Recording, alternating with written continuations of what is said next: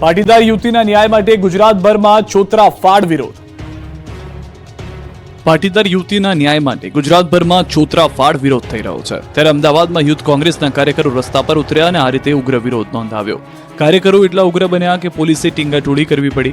અમરેલીમાં નકલી લેટરકાંડ મામલે પાટીદાર યુવતીનું સરઘસ કાઢવાના આરોપ બાદ રાજ્યભરમાં ખળભળાટ મચી ગયો. આ મુદ્દે રાજકીય રંગ જોતા ઠેર ઠેર વિરોધ નોંધાવવામાં આવી રહ્યો છે. અમદાવાદમાં યુથ કોંગ્રેસ દ્વારા આ રીતે રિકન્સ્ટ્રક્શનનું નાટક કરી વિરોધ નોંધાવાયો. તો જામનગરમાં પણ પટેલ યુવા ગ્રુપ અને રાજકીય સામાજિક સંસ્થાઓ દ્વારા વિરોધ પ્રદર્શન યોજાયું. જામનગર કલેક્ટર કચેરી ખાતે પહોંચીને આગેવાનોએ આવેદનપત્ર આપ્યું. સાથે જ એવી માંગ કરાઈ કે ગેરબંધારણીય વ્યવહાર કરનાર પોલીસ વિરુદ્ધ આકરા પગલાં લેવામાં આવે. પાટણથી કોંગ્રેસના ધારાસભ્ય ડોક્ટર કિરીટ પટેલે પણ વહેતી ગંગામાં હાથ ધોઈ નાખ્યા. મુખ્યમંત્રીને સંબોધીને લખેલા પત્રમાં કિરીટ પટેલે અમરેલીની ઘટનાને વખોડી સાથે જ માંગ કરી કે ભ્રષ્ટ અધિકારીઓના સરઘસ કાઢો.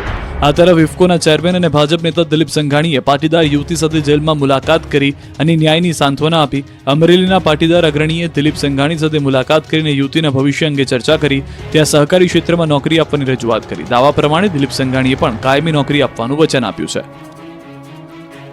દ્વારકા અને ધોરાજીમાં ધણધણિયું બુલડોઝર. દ્વારકા જિલ્લામાં ફરીકવાર તંત્રે બુલડોઝરવાળી કરી છે. બેટ દ્વારકામાં ગેરકાયદે દબાણો પર તંત્ર તૂટી પડ્યું હતું. બેટ દ્વારકામાં ખડકી દેવાયેલા દબાણો પર તંત્રએ સવારથી બુલડોઝરવાળી કરી હતી. પાકા મકાનોને જેસીબીથી તોડી પાડવામાં આવ્યા.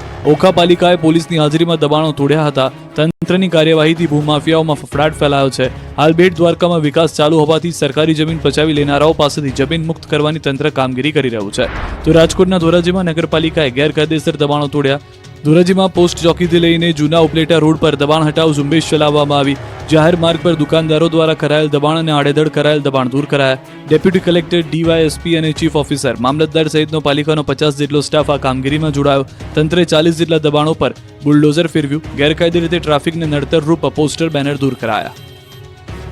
ગીર સોમનાથના તાલાલાના ઘુસિયા ગામની પૂર્વ ધારાસભ્ય પૂંજા વંશે મુલાકાત લીધી. ઘુસિયા ગામમાં 6 મહિના અગાઉ ગેરકાયદેસર દબાણો તોડાયા હતા, જેથી તંત્રની ડિમોલિશનની કાર્યવાહીમાં કેટલાક પરિવારો ઘર વિહોણા બન્યા હતા. આવા પરિવાર હાલ ગામની શાળામાં રહેવા મજબૂર બન્યા છે. ત્યારે ઘર વિહોણા બનેલ પરિવારની મુલાકાત કોંગ્રેસના પૂર્વ ધારાસભ્ય પૂંજા વંશે લીધી અને તેમણે આ પરિવારોના રહેવા માટે તંત્ર દ્વારા વૈકલ્પિક વ્યવસ્થા કરી આપવા માંગ કરી છે.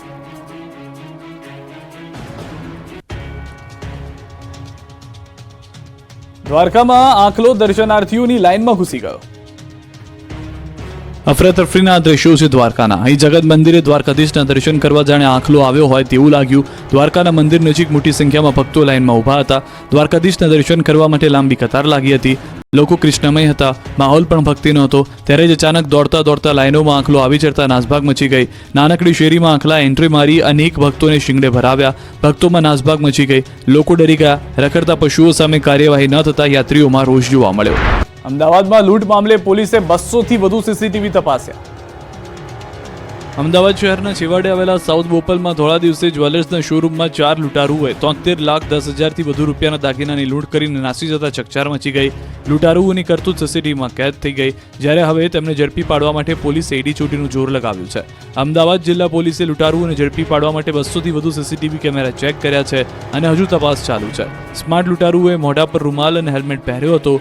લૂંટ કરવા માટે આવેલા લૂંટારુઓને ખબર હતી કે જ્વેલર્સના શોરૂમમાં સીસીટીવી કેમેરા હશે, જ્યારે જાહેર રોડ ઉપર પણ સીસીટીવી કેમેરા હશે. સીસીટીવી ફૂટેજમાં પોતાના મોઢા આવી ન જાય તે માટે લૂંટારુએ હેલ્મેટ અને રૂમાલનો સહારો લીધો હતો.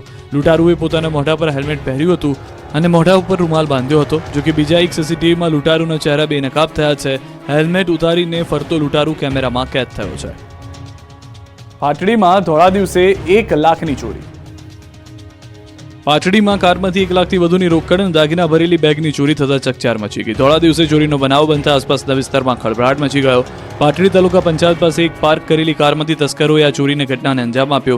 આ સમગ્ર ઘટના સીસીટીવી કેમેરામાં કેદ થઈ. દ્રશ્યોમાં જોઈ શકાય છે કે 2 શખ્સો કાર પાસે ઊભા હોય છે અને એક શખ્સ કારમાં બેઠેલી મહિલાને કારની બહાર તરકીબથી ઉતારે છે. ત્યારબાદ અન્ય એક શખ્સ આંખના પલકારામાં કારની ડ્રાઈવર સીટ પાસે જઈને કારમાં પડેલી થેલી લઈને રફુ ચક્કર થઈ જાય છે. આ ઘટનાને પગલે પોલીસ એક્શનમાં આવી હતી અને સીસીટીવીના આધારે ગઠિયાઓને દબોચી લેવા માટે કવાયત હાથ ધરી હતી. વલસાડના ઉમરગામના ગોડાઉનમાં લાગી આગ. વલસાડ જિલ્લાના ઉમરગામ જીઆઈડીસીમાં આવેલી એક એજન્સીના ગોડાઉનમાં આગ લાગી. થર્ડ ફેઝ વિસ્તારમાં આવેલ પ્રગતિ ટ્રેડર્સ નામની એજન્સીમાં ભીષણ આગ લાગતા દોડધામ મચી ગઈ. એજન્સી જીવન જરૂરી વસ્તુઓનું ટ્રેડિંગ કરે છે. આથી ગોડાઉનમાં મોટા પ્રમાણમાં સામાન અને અન્ય વસ્તુઓનો સંગ્રહ કરેલો હોવાથી આગે મોટું સ્વરૂપ ધારણ કર્યું. બનાવની જાણ થતાં જ પ્રથમ ઉમરગામના ફાયર ફાઇટરની ટીમ સ્થળ પર પહોંચી હતી અને આગ પર કાબુ મેળવવા પ્રયાસ કર્યા હતા. જોકે આગનું સ્વરૂપ જોતા વધુ ફાયર ફાઇટરની મદદ લેવામાં આવી હતી અને 5થી વધુ ફાયર બ્રિગેડની ટીમોએ આગ પર કાબુ મેળવવા ભારે જહેમત ઉઠાવી હતી. આ ઘટનામાં કોઈ ઈજા કે જાનહાની થઈ ન હતી, પરંતુ આગ લાગવાનું કારણ હજુ સુધી જાણી શકાયું નથી.